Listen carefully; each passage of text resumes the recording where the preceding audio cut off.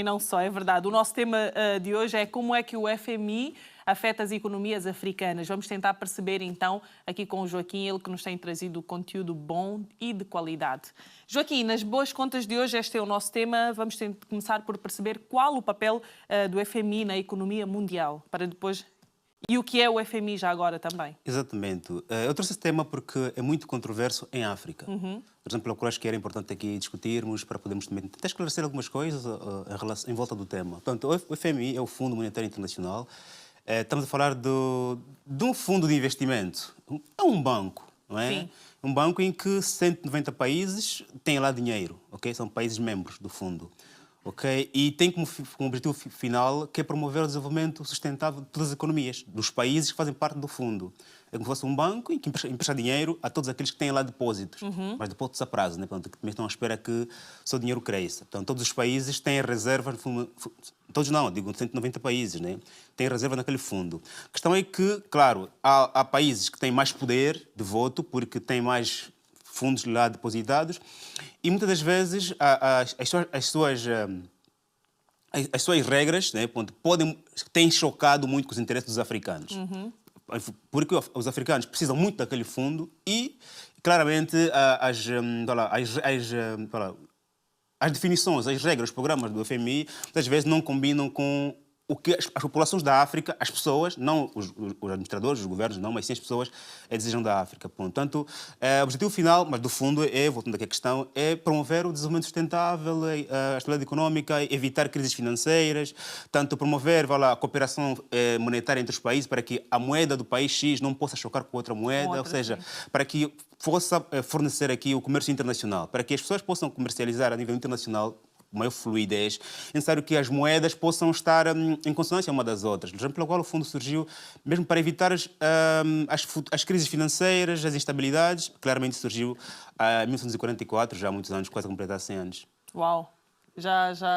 O fundo já tem muitos anos, é verdade. Exatamente. Vamos então tentar perceber aqui a nível da África, não é? Que é o que nos traz aqui. Queres começar por... Sim, gostava de olhar para este slide do Fundo Internacional Atuação em África. De que forma é que... Sim. Exatamente como é que ele atua em África. Atua por várias etapas. Primeiro aparece como auditor e supervisor. O que é o auditor? É quando, por exemplo, os países africanos convidam o Fundo Monetário Internacional em função da sua capacidade técnica. Eles têm muito conhecimento. O fundo já existe há quase 90 anos, portanto, tem muito conhecimento e chamam-lhes para poder auditar as contas. Se de facto o que eles estão a fazer cumpre as leis, não viola, digamos, os impostos, as compliance, ou seja, está conforme a lei, ok? E depois, claramente, como mesa provisor, de forma que não só vem ali para ver se, de facto, os países estão a funcionar com base aos regulamentos internacionais, como também dar, assim, algumas dicas de forma a poderem funcionar para poder promover as economias. Atenção que a questão ligada à auditoria só realizam quando o próprio fundo emprestou dinheiro, por exemplo, emprestou dinheiro a Moçambique e quer saber se de facto o dinheiro está a ser usado conforme os desejos do FMI. Claramente, e depois, se está ou não está, também pode ser convidado, aí já é pago, para poder realizar a supervisão, que seja, vens ver como é que nós estamos a trabalhar e vens nos ajudar a melhor manejarmos nossas finanças, os nossos programas também. Ou seja, nós queremos A, B, C e D para a nossa economia. O que é que tu tens para nos ensinar? Portanto, o FMI tem aqui esses dois papéis. O primeiro papel, a auditoria, é ele próprio vai, porque emprestou dinheiro, quer saber como está a ser manuseado. A supervisão é para também não só observar, como também dar assim algumas dicas para os países poderem crescer com base no objetivo milenar. Também aparece como financiador, que é aqui alguém que dá dinheiro, né? Portanto, as economias africanas precisam muito de financiamento. Eu, pessoalmente, acredito na capacidade dos países africanos gerarem riqueza. Sim. Eu não sei claramente quanto é que nós temos nos nossos cofres, não sei, gostava muito de saber, mas não sei, mas acredito... Ainda não é nesta encarnação, não é? Exato, se calhar nos próximos saberemos todos, mas acredito na nossa capacidade de poder gerar riqueza. Por isso é que eu às vezes questiono muito quando muitas das vezes nós vamos à busca de financiamentos, porque são financiamentos que nos colocam em regras rígidas, razão pela qual o FMI em África é muito controverso. Mas aqui claramente aparece como financiador, quando empresta dinheiro, depois realiza aqui a auditoria, a supervisão, e tem aquela questão em baixo que eu coloquei... E acrescentavas ali auditoria, supervisão e imposição, não é? Não podia dizer. Acaba por ser, não é? Porque nós sabemos que muitas dessas organizações, ao emprestarem, também querem impor as suas condições. Exatamente. E não deixa de serem a nível da África. Nós temos constatado isso. Exatamente. Em todos os países em que o FMI empresta dinheiro, na América, na Ásia, na Europa, claramente também aparece como um impositivo. O dinheiro é meu, eu quero que tu não é? utilizes conforme as moedas. Até porque o FMI não empresta dinheiro para poder oferecer, empresta dinheiro como forma de financiamento. Ou seja, exatamente. Está a depositar o seu dinheiro a alguém para amanhã receber 3 vezes mais. Okay? E, portanto, é uma empresa, tem que gerar lucros. E os lucros que geram é em função dos empréstimos mesmo. O FMI, se não emprestar dinheiro, não ganha mais dinheiro. Precisa emprestar dinheiro e receber dinheiro. Por que é que impõe às vezes? Porque para que tenha lucros, para poder dar aos seus depositantes, claramente precisa de estabelecer regras rígidas. Razão pela qual, há 2 semanas, temos uma notícia de que o FMI, por exemplo, já aqui abrindo um parênteses, elogiou Angola por ter cumprido as suas regras, os seus programas, ok? Em relação aos subsídios aos combustíveis, e depois, claramente, também exigiu a Angola para que pudesse estabelecer taxas de câmbios flexíveis, ou seja, vem elogiar porque você fez aquilo que eu disse, e vem também estabelecer outra regra porque tu tens de fazer aquilo para que os meus objetivos no teu país possam ser alcançados. Portanto, claramente, a NED não está errada quando isto também aparece como um impositor. Aqui a questão do lobby, por acaso eu interroguei, porque não posso afirmar. O que seria lobby? É o FMI aparecer como alguém que aparece como um padrinho ou não, ou seja, obriga ou não às vezes os países a... Ou seja, tem uma pressão, uma influência direta na decisão dos países. Okay? Os países querem tomar decisões em relação a várias questões económicas, crises, pandemias, e ele aparece como alguém que influencia a decisão. Okay? Se você fazer aquilo que eu disser, eu vou passar, por exemplo, um relatório à comunidade internacional, que você é um bom pagador, um bom devedor, por exemplo. Fazer aquilo, terás aquele financiamento, ou seja, aparece ou não como lobbies em África? Essa questão que eu, por acaso, interroguei, porque muitos de nós levantamos essas questões. É verdade ou não é verdade? Não podemos afirmar. Claro. A verdade é que os países africanos, muitas das vezes, vêm-se forçados a tomar decisões porque há influências internas e externas dessa organização, razão pela qual não é tão bem vista em África.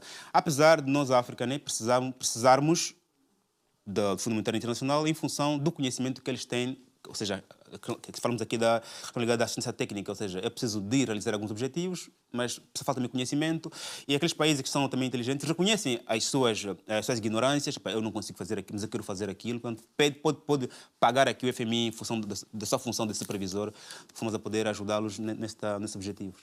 Joaquim, vamos então para este slide. Temos aqui os objetivos da FMI em África. Muito bem, portanto, eu vou começar aqui pelo segundo, estabilidade financeira. Porquê? Porque é uma das grandes preocupações do FMI nos países africanos e é uma das razões pelas quais o FMI vai, muitas vezes, mesmo sem ser convidado nos países, poder portanto, estabelecer algumas cooperações. Por que falo de estabilidade financeira?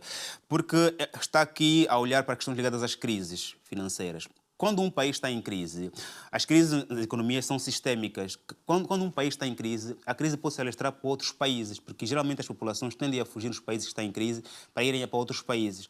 E a Europa, o Fundo Monetário Internacional, onde tem os seus maiores financiadores, costuma ser muitas vezes o fim último das populações africanas quando fogem dos seus países instabilidades e crises. Portanto, o Fundo Monetário Internacional entra como uma organização que sente-se a obrigação de trabalhar para que isto não aconteça, porque, havendo crise nos países A, B, C e D, esses cidadãos vão criar crises, porque muito fluxo populacional cria crises várias, ok?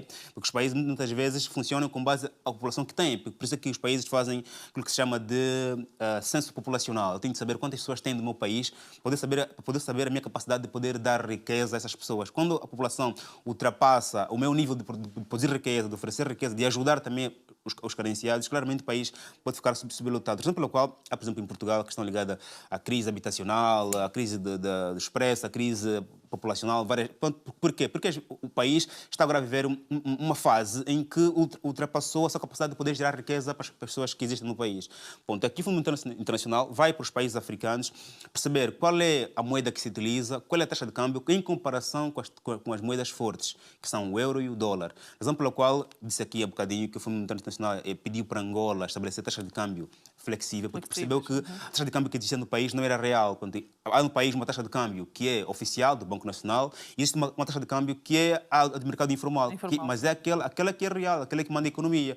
E o Fundo Monetário quer que você estabeleça uma taxa de câmbio real, aquela da economia, para que não só possas mentir os empresários, também os turistas, porque o turista, quando vai para um país, quer ver a moeda, compara a sua moeda, né? Pô, tem R$1, quanto é que vale R$1 em euro? Vai para o Google e vai consultar no Banco Nacional daquele país. Claro. E às vezes, quando ele vê a moeda é aquela, e chega no país, a moeda o preço é outro, claramente, isso como se estivéssemos a mentir os turistas, a mentir os investidores. E a razão pela qual aqui o Fundo Internacional tem esse papel, que é importante, para poder manter e cada país possa auto-sobreviver com base no que possui. E também, claramente, sem aquela moeda, poder chocar com as moedas de outros países, claramente. Depois também tem aqui a questão ligada à cooperação econômica, à cooperação monetária, que é claramente a questão ligada às taxas de juros, os câmbios, também está muito interligado. E o primeiro ponto, que é políticas econômicas, o que quer dizer isso? É quando, por exemplo, um país, as pessoas de um país, né? Nós queremos emprego, nós queremos mais casa, nós queremos mais água, nós queremos mais hospitais. Ok, mas como é que se dá isso às pessoas? Porque as pessoas pedem, as pessoas não querem saber como é que o Estado vai fazer. As pessoas precisam. As famílias precisam de bem-estar. Bem-estar é quando tenho acesso ao hospital quando eu quero, como quero. Tenho acesso à educação dos meus filhos quando quero e quando posso. Tenho trabalho, posso mudar de trabalho quando me apetece, porque há países em que você não pode mudar de trabalho, porque onde tu tens de segurar o teu emprego com dentes e unhas, porque não há mais emprego. Sim. Porque há muitas pessoas à espera que tu saias daquele trabalho. Ok? Razão pela qual aqui a política econômica, as pessoas perguntam, nós queremos isso, e às vezes o Estado não sabe como fazer as coisas. As pessoas querem, e eu quero dar, mas como é que se dá isso? Né? Por exemplo, a desemprego, como é que eu posso dar trabalho às pessoas? Claramente, aqui o Fundo Monetário Internacional aparece como um agente, como um professor. Né? Quais são os teus problemas? São esses, aquele... inclusive conflitos, meus conflitos fazem com que os países africanos, por exemplo, tenham os seus recursos naturais, possam ser vendidos a preços muito baratos. Okay? E isso dificulta depois amanhã aquilo que se chama de sustentabilidade. Ou seja, usamos o que temos hoje sem prejudicar o amanhã, as pessoas do amanhã, okay? Para que quem nascer amanhã também possa encontrar petróleo, ferro, diamante. E por que aqui em África, por exemplo, a questão ligada à sustentabilidade é muito importante? Porque quanto mais você explora recursos naturais e vende a bruto, mais acabas com os recursos. Já quando você transforma aquilo, ou seja, o momento em que tu estás a transformar, você parar de explorar, parar de tirar da terra. Nesse momento, tu estás aqui a pensar naquilo que se chama de sustentabilidade. Ou seja, estou a pensar nas próximas gerações, porque também irão precisar desses recursos, porque Exatamente. o petróleo, o ferro, todos os recursos naturais são esgotáveis, okay? Acabarão algum dia. Quanto mais usas, mais acaba. Razão pela qual hoje em economia se recomenda usarmos recursos naturais inesgotáveis, como o sol, por exemplo, que não se esgota, quanto mais sol usar para energia melhor, ok? Até a própria água também é Sim. quase que esgotável, porque a água nunca... Nós sabemos que a água tem fontes, mas naquela fonte, de onde é que vem? Somente quem fez a natureza sabe. Né? Nós temos muitos rios, claramente, mas os rios têm uma fonte. A água vem de algum sítio. E nós sabemos até que ponto naquele sítio vai sair água. Né? Claramente aqui somos obrigados a conservarmos as nossas águas, a não usar, por isso é que não se pode abusar do consumo da água, porque Sim. temos rios, mas não sabemos de onde é que vem da fonte, até que ponto essa fonte vai durar. Claramente, voltando aqui à questão ligada à política econômica, aqui o Fundo Monetário Internacional vem para ajudar os países, tanto quando os países pedem, quanto os países não pedem, porque quando não está a pedir, nós temos de ir, porque a crise naquele país vai contaminar outros países. Okay? Aqui ele vem para poder ensinar aos países, faça o desemprego, você tem que fazer isso. Faça aquele problema, você tem que fazer isso. Então, aqui é uma organização que é bem-vinda, mas ele dita as regras e depois, claramente, propõe um empréstimo financeiro e, ao receberes o empréstimo, claramente, tem aquelas regras rígidas que muitas vezes colocam as populações, no momento presente, em dificuldade para... possivelmente amanhã viverem bem ou não. Depende muito de como é que esse dinheiro que depois é entregue aos nossos países são geridos. Pronto, vamos passar para as necessidades, o que me leva à questão do que acabaste de dizer há bocado. Imagina então que a África torna-se independente dessa necessidade ou deste apoio da FMI. Isto traria algumas implicações, podemos dizer, para a África? Não haveriam implicações. Mesmo assim, o papel do FMI em África não iria terminar. Claro. Porque o FMI tem vários papéis. Tem aquilo que chama de cooperação monetária, quer saber qual é o teu câmbio contra o meu para poder facilitar o comércio internacional. Está ali como um agente facilitador, Também, não também. propriamente de controle e imposição. Exatamente, ou seja, vai deixar de estabelecer algumas funções, porque já estão resolvidas. Até ficam mais felizes, não é? A criança cresceu, já está independente. Exatamente, exatamente. A África, uau, não é? Exatamente. A África, uau. Aliás, a África passa a ser não só um recebedor, como também passa a ser um doador. Começa a ter muito mais reservas no fundo. Claro. E é bom para a organização. Posiciona-se de forma diferente também? Exatamente, também a relação é diferente, porque se nós contribuímos no mesmo montante, nós já nos olhamos, não é? Porque também a relação entre países é de hierarquia. Okay? Claro. Aquele país que tem mais poder econômico e defesa e não só, tende a mandar nos outros países. Okay? Razão pela qual países africanos, às vezes, são olhados como crianças. Por exemplo, ainda dou aqui um exemplo, abrindo parênteses. Esta semana mesmo, os líderes africanos foram à Arábia Saudita para poderem reunir com os chefes dos Emirados Árabes, a conferência África, Emirados Árabes, mas que a reunião 2 dias antes foi adiada para trocarem com outra reunião que seria com os líderes islâmicos. Por quê? Há aqui uma relação de hierarquia. Claro. Você ainda espera que eu tenha uma relação mais importante. Ou seja, quando a África tornar-se cada vez mais independente, mais vai estar próximo em tratamentos iguais com outras economias. Exatamente. Okay. Portanto, em suma, a África continuará a precisar do FMI, claramente, e quanto mais crescemos, mais também teremos conhecimento sobre vários problemas econômicos, também já seremos não só bons, autossuficientes em nos financiarmos, como também em resolvermos o nosso próprio problema, porque o crescimento econômico também vem consigo conhecimento nas pessoas. Quanto mais a economia cresce, mais pessoas têm acesso à informação e ao conhecimento. Eu acho que sim, será bom, ao menos que, portanto, exista aqui uma mão invisível nas organizações que não queiram, de facto, a África atingir esses objetivos. Mas também, Nádia, já para terminar, a FMI sempre dá-nos dinheiro e muitas vezes nós só não crescemos porque o que nós recebemos não aplicamos conforme o nosso pedido. Pedimos para isso, mas muitas vezes não aplicamos para isso. A ganância é maior e acaba por desviar os objetivos. Exatamente, razão pela qual continuamos todas as vezes a procurar, a pedir e continuamos a nos manter nessa posição de hierarquia, muitas vezes inferior. Podemos não estar, mas olham-nos como se fôssemos inferiores em relação a esses. Muito rapidamente, vamos falar aqui sobre as necessidades da África, produtividade, criação de emprego e bem-estar económico. Boas. Muito rapidamente, podia começar aqui a questão ligada à criação de emprego, que é um dos grandes cancros da economia africana. Produtividade é o quê? É nós cada vez mais produzimos o que precisamos. Mas a questão ligada à criação de emprego, a África, infelizmente, ainda continua a ser um continente embrionário, muito criança. Por quê? A questão de emprego se faz por etapas. Os países africanos precisam primeiro desse financiamento que recebem do FMI. O que fazer? Construir infraestruturas de apoio à economia. Tudo. Desde hotéis, desde estradas, desde supermercados, desde casa para todos. Como acontece nos Emirados Árabes Unidos. Nós sabemos que o Dubai construiu hotéis, o Estado construiu hotéis. Por quê? Porque sabe que as populações não só eu não tenho empresário para fazerem isso, como também as pessoas não têm a visão que eu tenho. Claro. Então, eu vou construir, o Estado, para quando amanhã essas famílias estiverem a trabalhar para ali, conseguirem com um salário, crescerem de classe econômica e também terem conhecimento, eu amanhã poder privatizar e assim passar a riqueza para as famílias. E claramente, as famílias, quando as famílias já... ou seja, compram os bens do Estado, o Estado privatiza, mas a economia cresce. Portanto, as economias africanas também precisam vestir essa camisa de, enquanto falta emprego, por quê? Porque falta infraestrutura. Nós precisamos fazer tudo isso, que os Estados africanos têm dinheiro, ok? Para que amanhã, a primeira fase, que é de construir infraestruturas, depois, para que essas pessoas tenham emprego nessas zonas, com esses salários começarem a crescerem de classe econômica e amanhã o Estado claramente privatizar essas empresas. Quando essas empresas forem privatizadas e amanhã claramente forem geridas de forma danosa, o Estado pode voltar a nacionalizar. Mas a África precisa de acompanhar esse crescimento paulatino. Eu construo infraestruturas, eu ensino as pessoas, e também claramente tenho acesso à saúde para que as pessoas possam crescer não só sábias, como também saudáveis. E depois amanhã passar para o segundo nível, que é ir privatizando para que essas pessoas possam gerir esses bens. Enquanto nós não seguirmos essa cadeira, ficará difícil, porque nós não temos infraestruturas e queremos que os empresários façam isso, mas não temos empresários, porque os empresários também crescem nas economias. Exatamente. O empresário primeiro precisa ser empregado para, com suas poupanças, poder estudar, ter conhecimento e com esse conhecimento poder ir para um banco, epá, eu sei isso e aqui tem esse programa. Porque as pessoas não têm visão. Enquanto só vivem para comer, eu só preciso comer todos os dias. De onde é que virá a visão? De poder criar coisas grandes.